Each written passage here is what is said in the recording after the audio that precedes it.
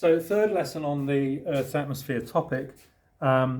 We talked last lesson about the greenhouse effect and how certain gases like carbon dioxide and methane and water, vapor as well, will help trap some of the heat escaping from the Earth's surface, the re-radiated infrared going back out into space. Some of that gets trapped, and we need that to happen. We need the Earth's temperature to be kept within reasonable limits, otherwise we'd all freeze to death.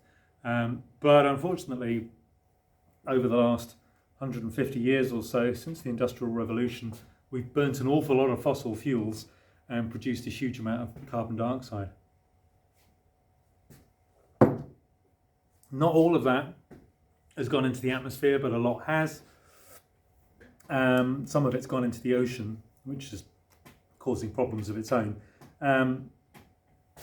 But it's changing the climate of the planet. So the idea of global climate change, or global warming, as it's sometimes called, is burning fossil fuels for about the last 150 years or so has released a huge quantity of CO2 into the atmosphere. Now, if we go back to the first lesson, you remember my little pie chart, and you remember how there was only a very, very tiny sliver of gases that weren't oxygen or nitrogen, and of that, only about 0.04% was carbon dioxide. Well, if I go back to when I was your age, that number was much lower. So we can look at this graph here and see that carbon dioxide levels historically have usually been below, well, this unit is 300 parts per million, but that would be 0.03%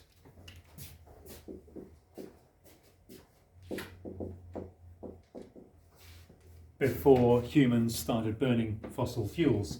So carbon dioxide makes up a tiny proportion of the atmosphere. We've added to that tiny proportion to make it a slightly larger proportion. And you might think, well, these numbers are so small, how can they possibly matter? Well, the thing is, if you look at the increase, 0.03 to 0.04, that's an increase of a third as much again. It's an increase of 33%. To put it in, to try and put it in sort of figures you might have more relationship with. Think about if you were getting a salary of £30,000 and you got a pay rise, you went up to £40,000. That would be an enormous pay rise for any job. It's certainly not happening at the moment with the kind of percentages we're looking at. Where 33% pay rise would be enormous by any sort of common standards. So in terms of the jump we're looking at from 0.03 to 0.04, although they're very small numbers, it's a huge amount more carbon dioxide that's being put into the atmosphere. And that's just in a relatively short time, last 50 years or so. So burning fossil fuels has released a huge quantity of CO2 into the atmosphere. Of course, that's not going down. We're not burning less CO2 now than we used to. In fact, every year we burn more fossil fuels because increasing population, more and more people, and increasing demand for all the good things of civilization, of machines, computers, etc. We don't just want to live. We want washing machines and tumble dryers and big televisions, and all of these things have to be produced in factories, and the energy for the factory has to come from a power station, and the power stations often burn coal, oil, or gas. So all of that energy that's used to power anything, right? The lights on the ceiling, the phone that you're you're maybe watching this on, all of that energy comes with a cost in terms of carbon dioxide. It's producing CO2 and putting that into the environment, and most people want to carry on with that, right? We want nice shiny cars, and we want well-heated homes, and we want to buy strawberries in the middle of the winter in the local supermarket. So all of that is putting more stress on the atmosphere and producing more carbon dioxide. So the planet is slowly warming, and there's a lot of discussion about how much the planet has warmed up. It's definitely gone up by 0.5 degree, perhaps nearer 1 degree. And again, 1 degree, it's not going to make much difference. Surely 11 degrees or 12 degrees, how much difference does that make? Well, of course, in the extremes, it makes a lot of difference, and we'll see some evidence for that in a moment. But it's also that 1 degree of heating isn't handed out equally across the planet.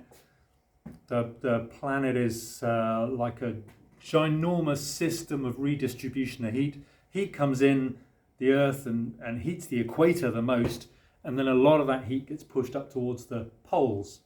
So actually it's the poles where we've seen the biggest change in temperature, and the North Pole has gone up by maybe 9 degrees in the last 50 to 100 years.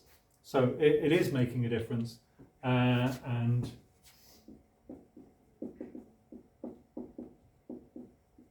we can see some of the evidence for that.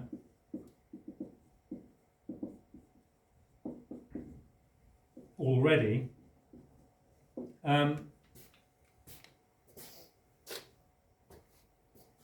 I'll just talk about this for a moment. This is taken from the film An Inconvenient Truth by Al Gore, which is quite old now, about 2006. Sorry, it's about 15 years old. But he presents this information, and what it shows is ice core data. So an ice core is where you can see this on YouTube, they dig down into the ice and then take up a big long cylinder of ice, and the deeper they go, the further back in time they're looking at, because the ice is laid down year upon year, and they can literally read it like rings of a tree. And what we can tell from that, they can go in and look at bubbles of gas that were trapped in the ice in those years back, and they can work out the carbon dioxide concentration when that ice was laid down. But also using a subtle thermometer which uses isotopes of oxygen, they can work out the temperature of the planet, or the temperature of the Antarctic when that ice was formed. And they can go back in time 800,000 years. So what we see is the temperature's going up and down over long periods of time, about 100,000 year cycles. These dips here, these low dips, these are ice ages. So when the temperature of the Earth is down here, sort of -8 compared with the current temperature now, is when we would have an ice age on the planet. And these high points, well, these are between the ice ages, and if we look back where we are now, where we are between ice ages, of course there's no ice age going on Earth right now. The last ice age retreated about 10,000 years ago. So if we then look at the carbon dioxide concentration going back, what we notice is the high points of temperature coincide with high amounts of carbon dioxide in the atmosphere. So lots of carbon dioxide, high temperatures, not much carbon dioxide, low temperatures. And it's fluctuated between about 200 and 300 parts per million. Now, as Al Gore says, it's important to keep in mind, if that's an ice age down there, then the difference between the temperature here and the temperature there is us having a mile of ice over our heads. The north of England would have been covered in ice during the last ice age, and it's retreated back over the last 10,000 years.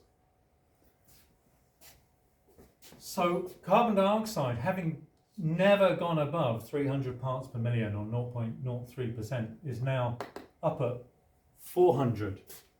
And that's going to have an effect on temperature. It's going to raise temperature above the levels that that are normal, you know, for planet Earth.